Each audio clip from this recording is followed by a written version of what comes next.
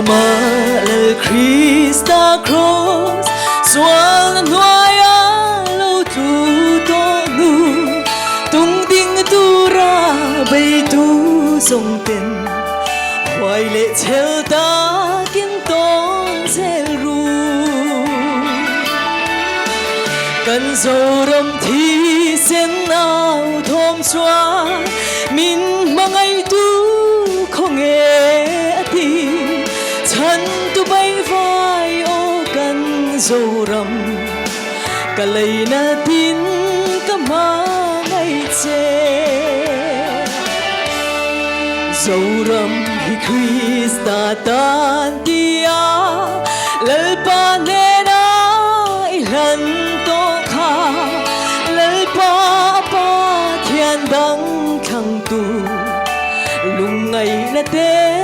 ala pungang Mel mà xoay ra lian lâu sang y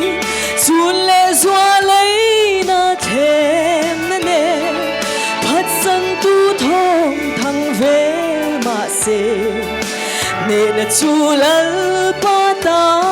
ani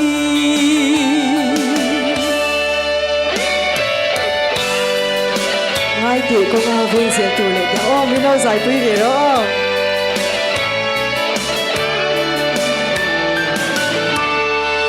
Hai tỷ công an vương sẽ tù lệ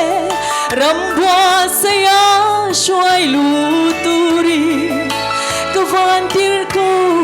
cơ tiết đồ nê Cảm hoàn tù lỡ ô chua na ti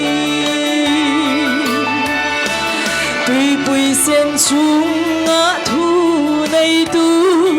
Ba bố lôn sẵn tăng xoay choang tu Ô lỡ dì hâu nâng má đình nhìn Cả tàu dê đô